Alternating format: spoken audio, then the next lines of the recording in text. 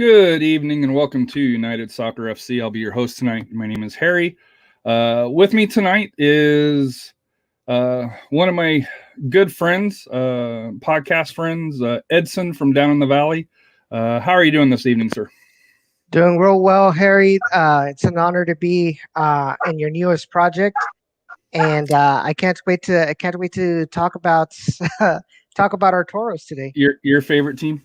My Yes. non-favorite team here. And then joining us also, who's going to come on briefly, because if you see behind him, he's got some painting and drawing to do, is the new Stampede president, which is a supporter group for RGV Toros, Santos. So number one, congratulations, on the new role and the new responsibility. And if I've been around supporters groups enough, it'll probably add a little bit of gray hair, but hopefully a lot of fun for you here. So welcome to the show, Santos. Hello, thanks for having me. So let's start off with the good news for me, bad news for you guys. RGV's last year, it was a rough year. Even as a SAFC fan, it was hard to watch RGV last year. You had 2 wins, which were the last 2 weeks of the season. 3 draws, one against San Antonio with was it a Talberson 90+4 goal to get a tie against San Antonio, of course. And unfortunately, 9 losses with a negative 11 goal difference in 14 games. Didn't play the full season, unfortunately due to COVID and schedules along those lines for that here. So we'll start with you, Santos. Here, just kind of your thoughts on last year. We'll kind of briefly go over it because there's a lot of in my opinion, exciting news, for RGV, and like I said here, nobody likes to focus on the bad news for last year. Well, actually, it was a pretty good year as far as the Stampede still staying more organized, and even though with less games or less home games, we still turned out and jammed out pretty good, and so that was a real positive I picked up last year. That even though it was a hard season and we probably attended like 4 or 5 games, we were still united even though we saw each other less. Right. So hopefully we kind of became a family, a core group of just in a chat group that we have together. So we're just all very excited to start this new season. And last year, of course, it was nasty in the football field, but other than that, we had fun. Honestly. Yeah, well, you bring up a good point, which I hadn't heard before, is probably the family aspect of the supporters group was a little bit more prevalent. And, because, my experience with the Crocketeers, Mission City, 210 Alliance, game day gets kind of hectic, especially with all the, pregame, postgame, you're there to see the game, but, you're also there to put on a show, make noise, support the team, as loud and as best as you can. So that wasn't in the application. I think I'm going to resign immediately. I didn't see that. So for that here, so Edson, your thought on last year before we get to HEB Park, which I won't lie, I enjoy it. It's a little windy, and Johnny mentioned something that it's the best stadium food around. He said best food, and I called him out on it, but he changed it to best stadium food. So I got to talk about, hey, is it really the best stadium food? Because I know you've been to quite a few stadiums around Texas here. So your thoughts last year on RGV's season? I think the best way to put it is, hopefully they don't take this as a challenge, but I don't think we can get any lower than we did 2020 season. We had players that, frankly, were not up to the task, either talent-wise or maybe even mentally. We don't know. It's just some of the mistakes that a goalkeeper like Paul Blanchett would make. I think the most notorious one was the one against San Antonio here in RGV, where he decides to hit it to the San Antonio attacker instead of trying to find the other side of the field. It just, you can't explain it. And yes, at the same time, they have that same keeper, making outstanding saves, but then make these dumb mistakes. It makes me believe maybe this was a mental issue rather. And then you've also got Garrett McLaughlin, missing, easy 1v1s multiple times during the season. And it was not until like the end of the season where the team kind of finally realized what they can do. Coach Echeverry was finally able to, put in the players that he felt were the best 11 that he could possibly muster, rather than putting in players that the Dynamo, I'm guessing, told him had to play. In the case of Garrett McLaughlin, being since he was a draft pick. And that's when we started seeing, the best results, against Austin and against OKC Energy. And it's just a shame that the best Toros play didn't come until the last two games. So now, it's one of those things where learn from these mistakes. We more than likely have left behind or have shed the very thing that was keeping us behind, which was the Dynamo controlling our technical aspect. And so we see a bright future ahead of us. And so far, I like what I see on paper, but at the end of the day, it all goes to naught if it's not reflected on the field come the 2021 season. Yeah, we'll kind of get to that here a little bit later here, because to me, RGV is going to be the Tulsa of this year, where if you look at the history, I'm a firm believer in Mr. Ron Patel. I think he's a brilliant guy, and just I like his vision that he's got now. As a San Antonio FC fan, I hope you guys lose every game to San Antonio. Just like there it is, everybody. Just like I'm sure, assuming you want me to lose every game to RGV, because that's what the rivalry is about. But Santos, game day at HEB Park. What is that like for the Stampede? Both, for the members of Stampede and like I said here, I know New Mexico's, the Curse are planning on coming down week 1. I believe, for that here. Just kind of what is the pregame aspect that you guys are hoping to put on now that you guys are independent? And I don't think that'll really change what you guys have at HE Park, or hopefully it doesn't. Hopefully, you guys are still able to have the same freedoms that you had. But, can you go into a little bit about what game day is like at HEB Park? Absolutely, man. It's the simplest tailgate ever. Pull up to the parking lot, lower your tailgate. If you have a barbecue pit, or we're going to make some kind of food, pull out your ice chest, hang out for the game with with our opponents. Of course, we have nothing like no problem having the visitors hang out in our parking lot, because it's so easy, man. We got a huge parking lot. We just park in the very entrance, get our stuff down from our truck, go play inside, and I mean it's pretty simple. We don't have like light shows or none of that stuff. It's just very simple, and it's very organic, and it's freaking awesome, man. And I invite you to come down with us the first time you have a chance. Well, if you guys wanted to move the game from Saturday to Sunday, I probably could have, but I don't know who moved it. That's my call, man. Our call. It's but a 7:00 game. I haven't told my wife about that yet to see if I can get permission to go. So on a Sunday night, Saturday night, I would have been able to go, but Sunday night, it's that simple, man. Pull up in your car, hang out. I've been to a couple of them. Like I said here, one of my fondest memories is at the I think it was the very first SAFC RGV match at the college. Where pregame you had, Mission City was down there, so they had their drums and stuff, and then you guys came down. It was kind of a cool battle, between the two supporters, and then in the stadium kind of went back and forth for that here. And then I know there's drama between SAFC not allowing drums in for away teams and supporters and stuff like that. So hopefully that gets. I know that's something that we've talked to Mr. Holt about to try to allow away supporters groups to be able to bring in their drums and stuff like that. To be able to go with that here. So, but no, to me, like I said here, the Stampede do a great job. Community wise, I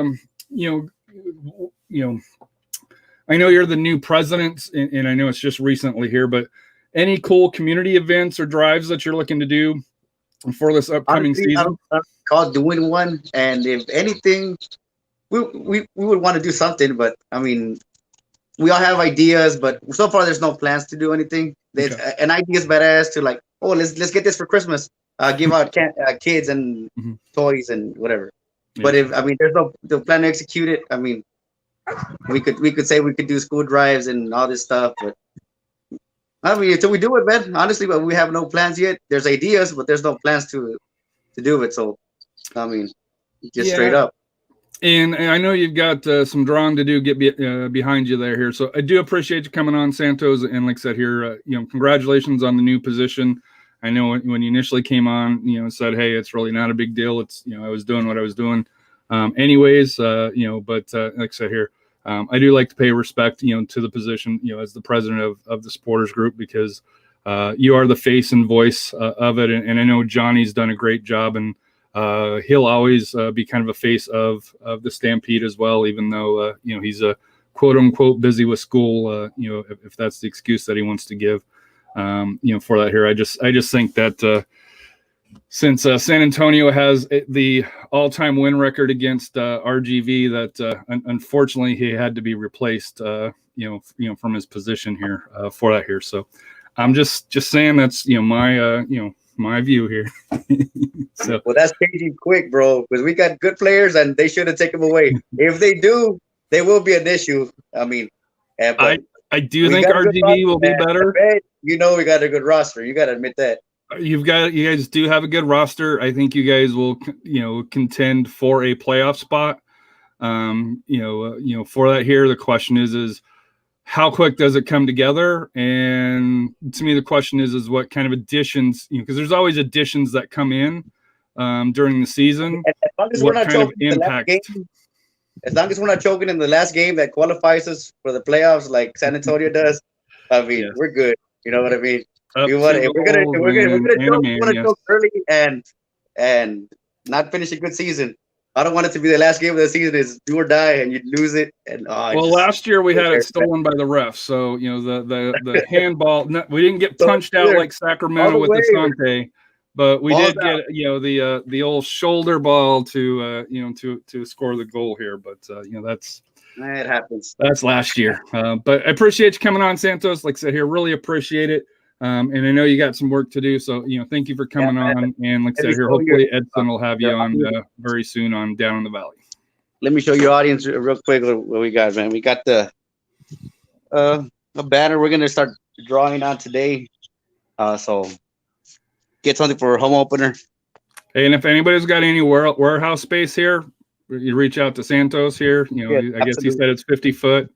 So under my driveway porch. But appreciate it, man. Thank you, sir. Yes, sir. Thanks, bye. Sorry, he got off and then clicked you. So, but that was Santos, the new president of the Stampede. Like I said here, appreciate him taking the time to come on. And like I said here, now it's just Edson and I. And Edson, this has been a long time coming. I was hoping that you would be the first guest of it, but unfortunately, RGV took its sweet time to get some news and to where you could actually talk about after the independence. And I know you talked a few times on your show about the independence and what it meant here. So just to kind of add on to it, really didn't make sense here. So. So to me, one of the questions that I have here, obviously you're part of the media team here, just kind of, and I know you've been, I think your family's been there, been at, that's had season tickets before. Game day, like for the non-supporters here, can you kind of talk about it, through HEB Park? To me, I like it. It's windy on most nights down there here. The food's good. I don't know if it's the best good as Johnny says, but the food is good. The atmosphere, Stampede does a good job. But obviously, attendance needs, will hopefully be much better, going forward with a better product on the pitch. So I think for me, the game day atmosphere, honestly, even with the fact that the attendance really isn't that great, considering the stadium size. I think you see glimpses of potential of the overall culture of the Rio Grande Valley, more of a Latin America, especially Mexican type of chants and trying to put pressure on the opposing teams, and so it's a really fun atmosphere. Sometimes I do wish that there would be some more connection between fans and the Stampede. I do feel, and we've talked about this before, so this is nothing new to them. Uh, the fact that sometimes I feel like the Stampede is going one direction and the fans go in their own direction. So everybody's doing kind of their own thing instead of just, everybody, uniting to sing a chant.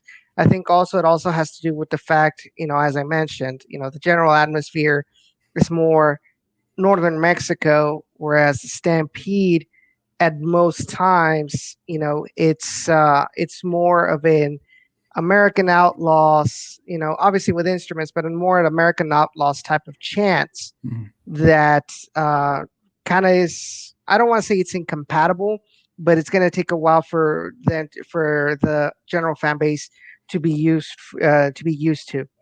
When the team is doing well, when there's a good product on the pitch, for example, where when there's what do you call it when it goes through the legs? We call them túnel in Mexico. I just forgot the term in English. When there's tricks or step overs and Ronaldo chops, from the players, all the flair. The crowd gets in on it. Excited, When the Toros score a goal, obviously the fans that are there are cheering, and it's pre-COVID it was like it doesn't matter like if you knew the person next to you or not, you would celebrate a high five or something. So it's a very the little people that were there compared to other places, but they seem to be very united. And so I can't wait to see what the atmosphere will be like if more fans go to HV Park, especially after the COVID restrictions are lifted, and this team continues to or actually starts getting better results. As like I said, on paper, they should be able to. I would like to see what kind of atmosphere, how much better the atmosphere is going to be with this new team, with this new era of the Toros. So one thing, I just lost my train of thought here. One thing you mentioned is the atmosphere. And with the sister show SA Soccer Roundtable, we do a lot of the high schools, and we've had Nate from the Striker Texas on, and along those lines there. He mentioned for high school games, and my co-host Rafa says down the valley high school games are very it's almost as good as high school football here in the state of Texas. Especially with the top programs. Down in the valley. I'm wondering how RGV can kind of tap into that with whether it's if I remember right, you said that the academy, even though it's named RGVFC Academy, isn't really part of the academy or part of the RGV family there. But I'm wondering if maybe if they can get a few now that they're independent, get a few of those local kids in the area, and when they come on, especially Open Cup, along those lines, when they're able to do that, maybe you can start to build that pipeline, to be able to build from the high schools and the local academy kids, and start that way. Because I know San Antonio FC, that's something that they pride themselves on. Is having, I think they mentioned that they want 40% of the roster to have local ties, whether it's college or academy or something along, high schools along those lines here. For that. Now, some of those are, academy signings, at the end of the bench. But, as we saw last year, they do try to, get them at least one cap on the roster here. So I'm wondering if that would be something. Could you see that being an idea to be able to help bring in more of the local, high school crowd along those lines? Is if you can start to pull the local talent into RGVFC? So I think for me, RGV has had a huge disadvantage so far, and that was, and it's kind of beating a dead horse, but it was the way the Dynamo ran things. Right. The Dynamo, while RGV did have their academy, one, it has a short lifespan, so it was going to take a while before players that were ready for the pro stages to make their way to the first team. We had Brandon Morales. He decided to go to college. At the end of the day, that he thought that was best for him, and I applaud it. It's always good to have an education. Now we have Diego Rocha. The issue here is that while the Toros had their academy, it seemed like while the Dynamo was running operations, the technical operations, they would always try to emphasize or focus more on the Dynamo Academy and get those players to play with RGV. And so that puts you in a huge disadvantage compared to other clubs that started their own academies, because at the end of the day, RGV can't say, well, we want this player to play from the academy. It was like, well, no, it's first my Dynamo Academy players, and then if there's a spot, then I'll probably look at that player. At least that's what it seemed from the outside looking in. I think nowadays, having Diego Rocha on, while he really wasn't from 100% from the four counties area of the Valley, he was from Laredo, Texas. However, he does have family here. But when more of these kids start making their way up, and the fact that we have good high school programs like Valley View, like Brownsville Porter, that if we can get some of these players to excel and probably get the attention, maybe from the academy, or maybe even from UTRGV, that'll keep them local, and then allow them to go to RGV. I think we can start seeing more fans, more of those fans that follow that player, their family and some of that. The biggest thing is, I think we can't rely 100% on expecting that the stadium is going to get filled with local players. That's a misconception from some people here in the Rio Grande Valley. I think at the end of the day, the fans want good players. They're well-known players, or at least players that stand out within the league, that have good talent. That they're, and more importantly, that they can win games. Because let's not forget, we had Chelo Martinez, we had Victor Garza, we had Brandon Morales for a while, and Charlie that Ward. from like the Valley, from the Rio Grande Valley. And did that fill the stadium? No, because the team started losing and people lost interest in it. Now we're starting to see interest, back up again with the signing of Vicente Sanchez, the signing of Tyler Derrick, and Juan David Cabezas. People are starting to pay attention. They're getting hyped up about this team. But at the end of the day, if they start losing, and if things continue on the same, then that's really not make much of a difference in the overall aspect of things of getting those stadiums filled. In your opening schedule, no offense, it's funny when I went through and did kind of rank the teams based on points per games last year. RGV's schedule is actually very easy. The problem is you're very front heavy with tough teams, and there's the first three are at home. Yes. But you got New Mexico United, San Diego Loyal, and San Antonio FC before you go on the road against El Paso and against San Antonio for their so to me, I was hoping RGV would be able to get off to a good start, but looking at the schedule, that's you're probably looking at 4 playoff teams out of the first floor on there. So to me, like I said here, I hope the Valley gives you guys some patience, because I think down the, as the season progresses and as you guys grow into Wilmer's system and along those lines here, I think you're going to start to see better results. But I just hope that the fans are a little bit patient, just because, number one, it's a new coach. Number two, you're playing at home, but you're playing against quality teams. Three teams that I think are most likely playoff bound. And not only that, we had a late preseason start compared to other teams in the USL Championship. So all of that goes against us. When Ron Patel was on Down in the Valley, he mentioned he was looking at the fact that we are maybe 2 weeks behind. Most of the rest of the league, and so everything in that aspect, I feel like there's a lot of things going against us. But it also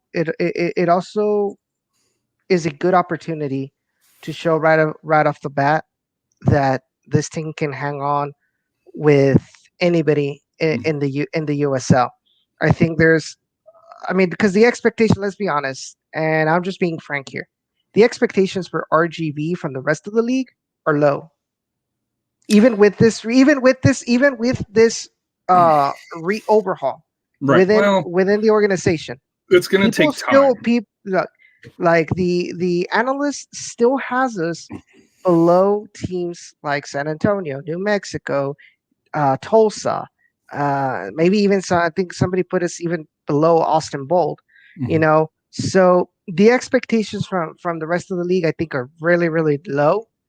And so if this team is able to hang on with the best of the best within the mountain region, like you mentioned, I think this team will turn some heads, and will probably, if this continues on a longer scale, this will probably convince some of those that are still on the fence about the Toros. So since we've kind of danced around it here, but in my new year, new faces. Who was the biggest loss this past season? Who was the biggest gain? And as I mentioned before, I'm a huge fan of Mr. Patel. But this off season, it's been a lot of work for him. And when he got hired, you and I had discussions that, hey, this hopefully will signal a change, which it did. So I think the biggest loss, for it is you guys, and the biggest gain is that you guys gained independence. You're no longer, part of Daddy. We can't call you Daddy Dynamo anymore, or who's your daddy along those lines. With that, you guys also semi lost your coach, Coach Echeverria, which I really liked, and you and him had a good relationship Yes. for that here. But he is still in the Valley and returns as an assistant, under Coach Wilma Cabrera, who was. If memory serves me right, the original RGV coach the first year. I know that he was the Correct. coach the first year of San Antonio that guided you into the playoffs. There at the practice fields against OKC, and where you guys unfortunately lost very late for that here. But kind of talk about the just the changes as far as the direction on the team, what independence means to you for for RGV. I know you've already talked about how you felt Houston was kind of a weight on the shoulder, and wasn't necessarily the priority for for the Dynamo with RGV, and last year you can't really blame them a whole lot just because of COVID. That changed a lot of plans, I think, but even still, the roster that they had prior to that, wasn't very strong. I know you and I had discussed privately of, there were concerns about what was coming down from Houston at that point here. So yeah, just kind of your thoughts on the huge change that happened, and then, kind of what Mr. Patel, has implemented with the independents. Sure. So first of all, with the independence, the Dynamo, as I mentioned, do not control the technical aspects of this team anymore. What does this mean? This means that now RGV controls their own destiny. They can hire their own coach. They can hire their own assistants. They can hire their own players. Before this independence, the Dynamo was never going to hire, was never going to sign a veteran player like Vicente Sanchez, never going to sign, somebody like Rodrigo Lopez. Yeah, Rodrigo Lopez. Because they always wanted, I think, at most 25 years old. So we had a young squad made up mostly of players out of college that didn't go to the MLS draft, and some players that they would get on a loan from Central America. We had Carlos Small, Deshane Beckford. But at the end of the day, it was a young, peppy squad, but they didn't have any experience. And so a lot of the times in these games, especially against teams like Austin Bold, where they kind of play with the knife between their teeth. Real senior laden team, yeah. Yeah. It cost us, when things started going bad, the team pretty much fell apart. Why? Because they didn't have the maturity to handle an adverse event during the game. And so all of that was costing the team.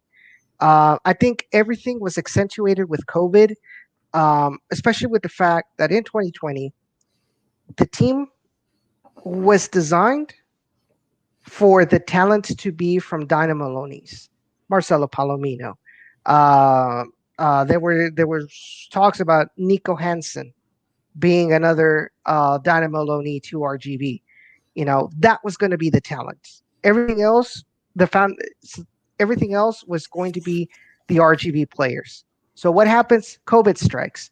And now because of the MLS requirements, according to Tab Ramos, he couldn't send Marcelo Palomino. He couldn't send these players over to RGV because if they do, they have to, when they came back, they would have to go into quarantine. And so what was going to happen if, and this is from his own words, what was going to happen if, let's say, Memo gets injured? And so now I can't get anybody to go in his place because he's quarantining or he got positive of COVID. So the Dynamo refused to send us players at the beginning of the season. And then what happened? We're seeing that the team is struggling offensively. Mostly. They can't score goals. Garrett McLaughlin isn't cutting it. What does the Dynamo send us? Defensive players. Kyle Adams sends us, I think he sent us Michael Nelson for a couple of matches as well. And it's like, okay, that's not what we needed. So basically all you care about is yourself. You hear nothing about what RGV needs. And I think the fan base was kind of fed up with that. And Ron Patel listened to the fan base. He realized, enough is enough. This needs to be the Valleys team. This needs to stop being Houston Dynamo 2. And at the end, that's what happened. I think that's what happened. They announced the independence. And now we're looking at, at players that we would have never dreamed of in the last years, even being in contention to get to be in negotiations with. So, like I said, this is very promising, and let's see if it holds up. So the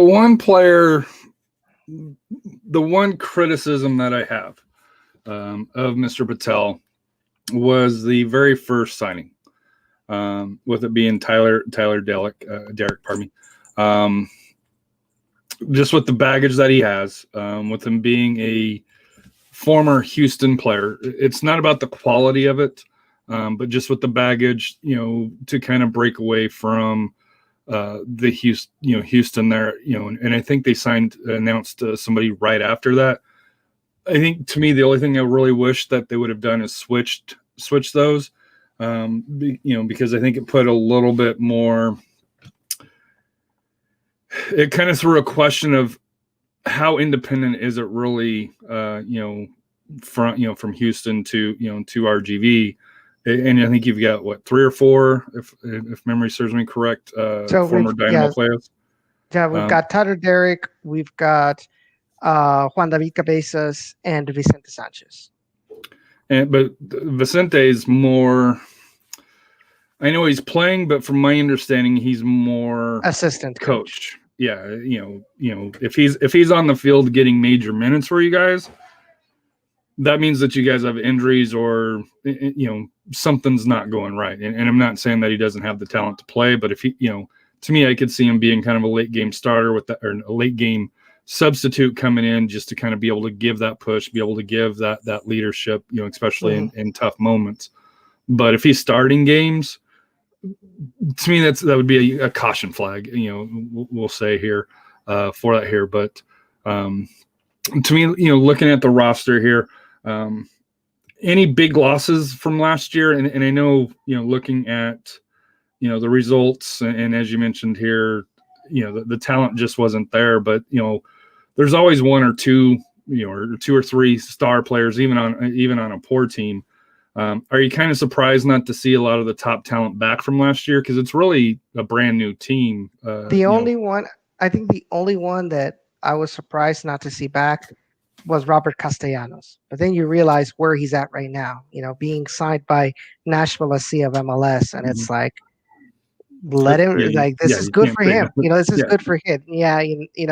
So, I think, talking to my dad, because we love to talk about the Toros, and, knowing Robert Castellanos well at a personal level as well, this was something that he had been wanting for a long time. And the Dynamo didn't give him the opportunity, which was a problem.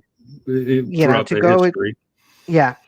And Nashville comes knocking at the door, and obviously he is going to accept.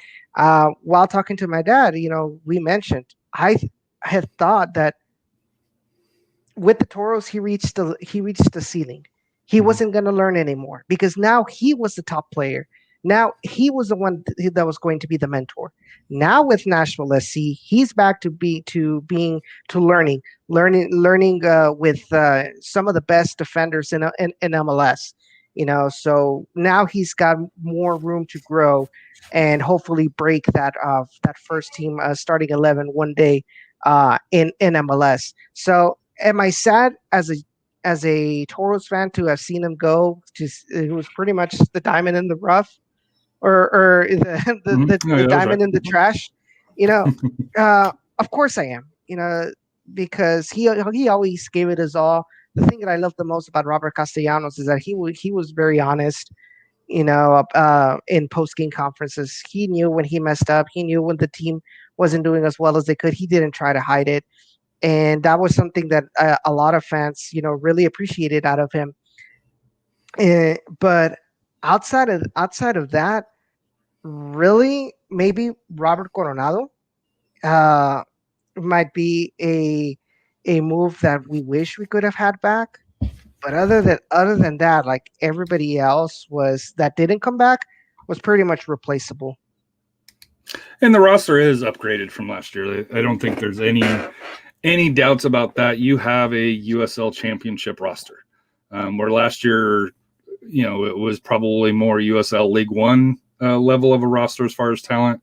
Yes. Now I still think, looking at it here, you probably still need, a little bit more depth, on there. And I'm sure, Coach Cabrera and Mr. Patel are working on that here. But thoughts on Wilmer coming back here. And I know you, in listening to you have kind of a love-hate relationship with him.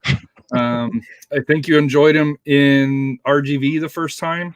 But when you were in Houston, he wore out his welcome, I guess is the nicest way that you could say, for his time with the Dynamo here. So thoughts on Wilmer coming back for that? I think Wilmer coming back is a great signing for the team, just because of all the experience that he brings in when it comes to coaching, and of course his experience as a player as well, and his connections with South America to probably get some players, which is something that he did for the Dynamo. That's one of the positive things that I saw from him with the Houston Dynamo. With RGV, I think the fact that he is determined to build up upon that 2016 season that he gave the Toros. I think it gives a positive aspect out of him. But, and I will say, and I will continue to say this, if he makes the same mistakes as he did with Houston, with kind of like dying by his tactics, not adapting to how the rest of the league adapts to what he brought in. I think that's where that rigidness is probably going to cost him, just like it did with Houston. And the fact that I just hope that he doesn't make the same mistake either when it comes to how he handles the locker room. I think I mentioned on Ray's show, and I mentioned on my show, multiple times, where one of the press conferences I attended when he was still the head coach for the Dynamo, he pretty much threw the team under the bus, especially their defenders, saying that Cones would have defended better. While it was true, that game was extremely horrible.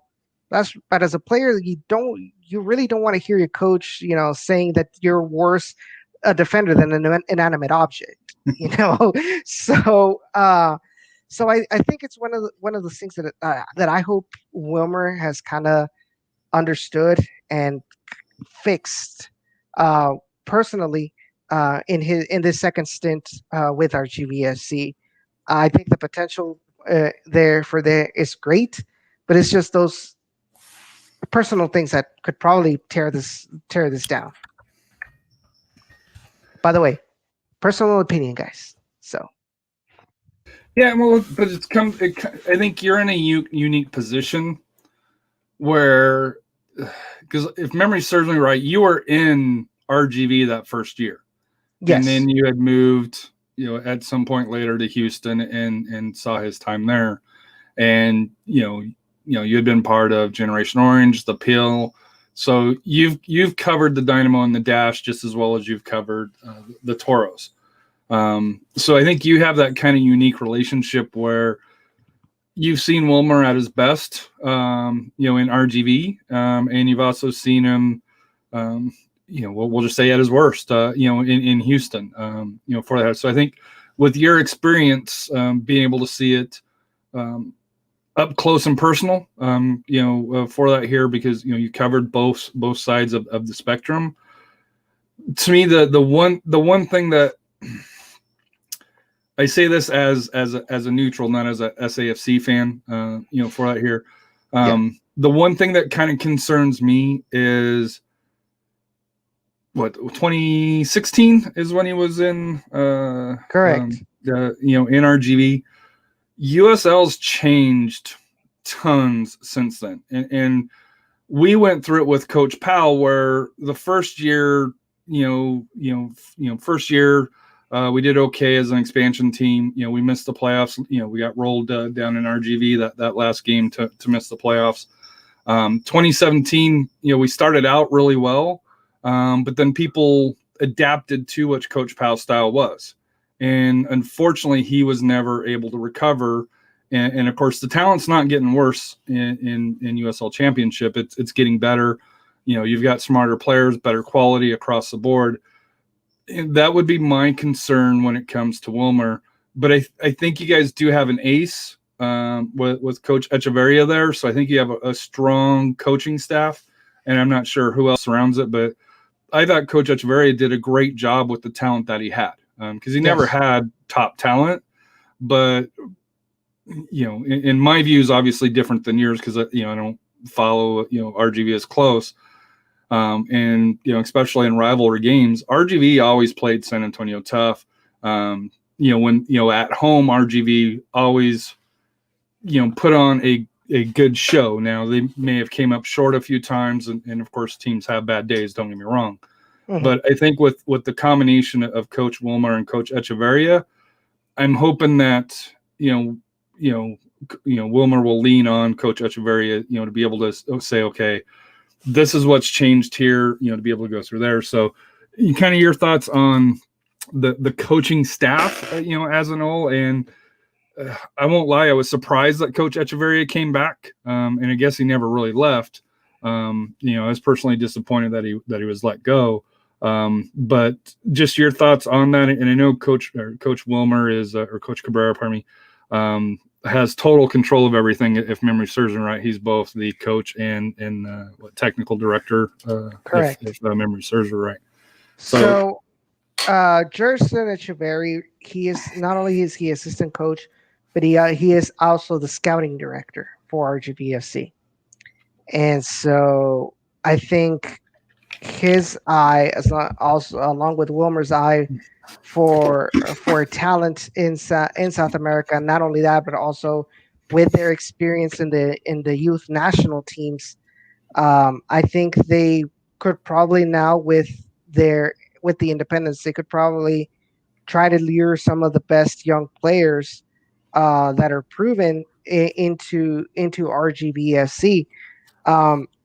The only thing that, like I said, so that's Justin Echeverry right there. I agree with you. I think he did good given the materials he had to work with. One of the things that I think a lot of people in the Valley just didn't understand, especially on Facebook, but I don't want to get too deep into it. I don't want to get into deep about what some people have done negatively. Misled when information. Exactly. But he did well for what he was given. But at the end of the day, and I said it in Down in the Valley, I think we have to look past looking back and getting our best players from or best coaches from what we had before. We already have Wilmer Cabrera. Okay, that's fine. But that we were discussing about Charlie Ward and Kyle Murphy. Kyle Murphy's doing great. Don't get me wrong. And then he got signed by Memphis 901. But I think one of the things that I discussed was I think we need to look more. We need to stop playing it safe. We'll just get whatever worked for us before. Now Charlie Ward's in OKC. I think we have to look better in getting better players. And I think Jerson Echeverry as a scout should be able to do that. Then you've also got Arturo Gonzalez, who is a former goalkeeper for RGVFC. I don't think he played a single minute in 2016 with us because it was mostly Callum Irving and Devin Perales who got the minutes with RGV. But now he's back. He is the goalkeeping coach for RGVFC. I know he was a goalkeeping coach for Austin Bold, for San Antonio FC, and St. Mary's University. So he has a bit of experience in the USL Championship, especially here in Texas, as a goalkeeping coach. So we'll see what he brings to the table. We also got Rafael Amaya, who is the director of the RGVFC Academy. He's also going to be another assistant coach. I guess pretty much as a liaison between the academy and the first team. So that's pretty much the how the coaching staff is going to be looking like for 2021. So expectations. So I broke this up: championship or bust, or playoffs or bust. I don't even think the die-hardest RGV fan is thinking championship or bust this year. I think it's more playoffs or bust for that here. We're in the mountain where the top four make the playoffs. There's only 7 teams. In my opinion, I think El Paso, who's been back-to-back Western Conference Finals, New Mexico United, and San Antonio, I think are probably the clear top 3 heading in.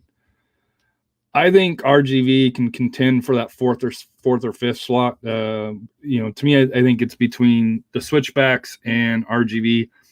I think the Bolds lost a lot of talent, and a lot of people don't understand this. They've started late as well. For that here. So I want, but I said this about the Bold last year, and they were still pretty competitive. But I think that they may take another step back, and then you got Real Monarchs, which is a 2-team, and that's a whole different story with ownership changes with Real Salt Lake.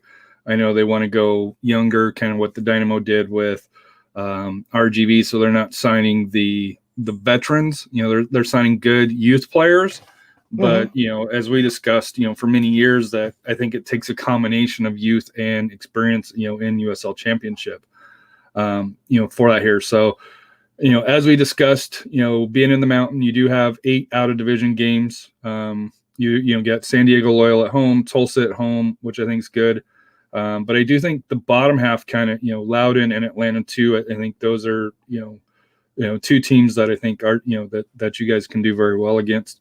Your road games, tough, I think, at Miami, at Orange County, at Rising, and Oklahoma City, which, I love the, the Energy fan base, but I don't see it this year still for them. So I think for you guys, just looking at your schedule, looking at last year's points per game, as we discussed earlier, I think the schedule starts out tough, but I think it gets a whole lot easier, where I think only Memphis, has a worst points per game schedule, where you guys are at 1.227 and Memphis is at 1.226. So if you're looking at strength of schedule, based on last year's results, obviously RGV's got a very favorable schedule. Your thoughts on kind of the expectations, for RGV this year, with the roster that, currently we have. And like I said, I'm assuming RGV is still going to be bringing in, some more depth, for that, especially with, I think you guys got 7 games in October as well, just like we do. So you're going to have a lot of depth at that point. So I think for me, I'm one of those, and I've said it multiple times, on Down in the Valley.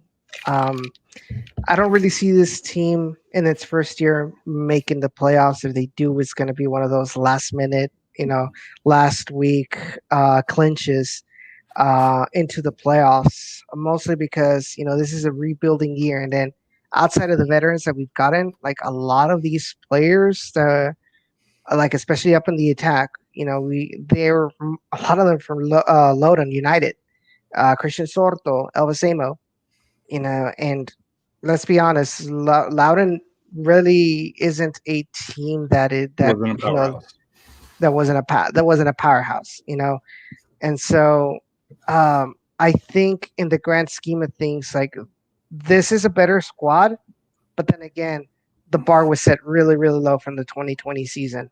I think we have the talent, and I hope I'm proven wrong on a positive note, not on a negative note. But I hope I'm proven wrong by me saying that we are basically a mid-table team compared to other USL Championship teams on paper. Will Wilmer be the difference? Will Vicente Sanchez, or will Juan David Cabezas with MLS and Colombian League experience as well as national team experience? Will they be the difference to get this team into a deeper run to the playoffs than in 2016? It could definitely be, because of the fact that your backbone of this squad is made up of veteran players, and I think that's very important, like you mentioned, in the USL Championship, to have a veteran player, at least one in each line, to help guide the young ones when the going gets tough, and position themselves, and making sure that they are 100% focused on the game. And 2020, we didn't have that. You would see Tyberson, fighting with the refs, and they're losing their concentration all of the time, And so I'm definitely looking forward, but I really would not be mad if they don't make it. I know it sounds mediocre, that as a fan, you always want to go for the championship, but we have to be real here based on what we're seeing from the squad. Rome was not built in a day. Now, if season 2 and Taurus 2.0, it continues to be the same, where you don't see any improvement, then there's where things are going to be, where questions have to be asked and say, hey, what the hell, what's going on here? And so, but for year number 1, I think a lot of mistakes are going to be made, and so people need to be patient. So I'm really not 100% expecting playoffs this season. So the one fun question I try to ask everybody that's been on is away games. And I know you just recently moved, and depending on the budget and vacation schedule, stuff like that. And I'm not talking about kind of San Antonio, because that's something that you can do, on a day or, overnight trip for that here. But, if you're able to go to an away match, looking at the RGV schedule, what is the away match that you would love to attend? El Paso Locomotive. Really? Over El Miami? Paso, yes, over Miami. El Paso's nice. They play in a baseball stadium. You can stay at one of the hotels and walk to the stadium here, because I did that 2 years ago. On a Wednesday, we drove. Me and Rafa drove up Wednesday, stayed the night, and came back. The following day, because it's a 10-hour drive for you guys. Probably around there. And mostly because, from what I've seen, the games that I've seen from El Paso Locomotive, I think the atmosphere has been electric. And so even though it is a baseball stadium, but I would like to see how firsthand the atmosphere. Another one would have been New Mexico United, but that's kind of reaching out there without having to buy a plane ticket. It's actually not that much further. It's really not. It's maybe like an hour or two longer if you cut across. It's from San Antonio, it's a day's drive. I've done it. It's a long day, but you can make it there in a day, leaving early in the morning, catch the game, stay overnight, and then come back the following day. For that here. So to me, like I said here, I want to go. They're not on the schedule. They actually come here, but I think I would love to go to Pittsburgh, Phoenix with their new stadium. I'm kind of interested to see how it is, and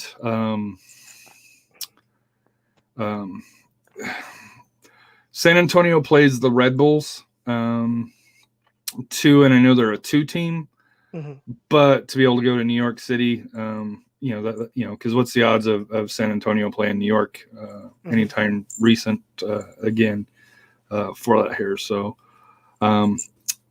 any final thoughts on the mountain? I know we've kind of focused on RGV, which is what this show's kind of about, but any thoughts from you on the mountain and how you kind of see things shaping up this year?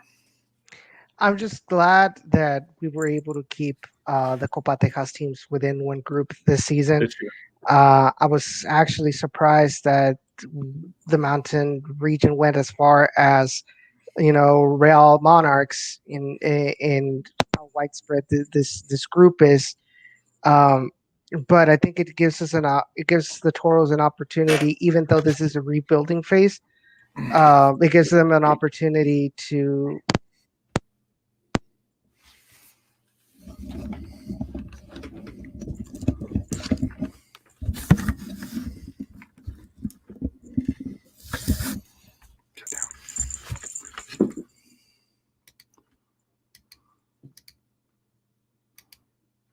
Hello? Oh, yes. Oh, there we go. Sorry, I think I lost you for that here. So what I was saying is I think that the mountain group, I liked that the 4 Copa Tejas teams were kept together after not having Copa Tejas last year. I was surprised that they went all the way west to Real Monarchs within the group, but I think it gives the Toros an opportunity, even though they are in a rebuilding phase. It gives them an opportunity to kind of vie for that last playoff spot. Like you mentioned, Real Monarchs changed their mentality of how they built the roster from a championship winning team. Was it 2 years ago? Yeah, they're still the defending USL champions. Yes. To pretty much what the Toros used to be in these past couple of years. So I think in paper we can probably see them at the end. Colorado Switchbacks have kind of been more on the off rather than the on. They have a new stadium, and they've brought in Brandon Burke from the Union 2. So I think that's why I say I don't think the Bold are going to be as good. I just don't think they have the same talent. And so if you're looking at the bottom 4 teams, it's going to be between, in my opinion, Colorado Springs and RGV and Austin. I don't think really anybody gives, and this may be our fault, Real Monarchs much of a chance. But my only counter to you about having Real Monarchs in, if we didn't have Real Monarchs, we'd have Phoenix Rising. So I'll take Real Monarchs any day. Definitely. Yeah. Not that I don't love the Phoenix Rising matches, because they're awesome matches and they're a great team, and that's a fun atmosphere, whether it's in San Antonio or in Phoenix. But Dollar beer night, y'all. Dollar beer night. But I will take Real Monarchs any day of the week over Phoenix. Yeah, and that's what I mentioned. Like the way this group was planned was actually how it was created. It gives the Toros an opportunity, a bigger opportunity to make it to the next round rather than having Phoenix in the group, because that pretty much would have sealed the top 4. Yeah, because to me, and I am kind of surprised that Phoenix isn't in the group. And I know why they didn't do it, because they wanted Phoenix with OC and San Diego. But if they would have been in this group here in the Mountain, they could have had the Four Corners Cup, between Colorado Springs, New Mexico, Real Monarchs, and Phoenix here for that here. So I was kind of surprised they didn't go with that. But let's be honest, and there's a reason why Phoenix opens national television against San Diego Loyal. So it is what it is. But Edson, like I said here, really enjoy the conversation. Not that I like talking RGV and especially kind of being in a neutral way, but like I said, it's always a fun conversation. Always enjoy being on your show, and thank you for coming on ours. And I'm sure we'll be tag teaming back and forth as the season progresses for that here. Any final thoughts that you have before we get out of here? I know we're a little bit over an hour, so. Just be patient. There's any RGB fans that are listening, just be patient with this team. There's a whole lot more potential. There's a whole lot more ceiling for this team to grow now in Toros 2.0 than it was before. I think time has given me the benefit of the doubt of what I've been saying the last couple of years down in the valley. A lot of people called me a madman and said I didn't know anything about USL. Yeah, I'm looking at you, Don Pancho.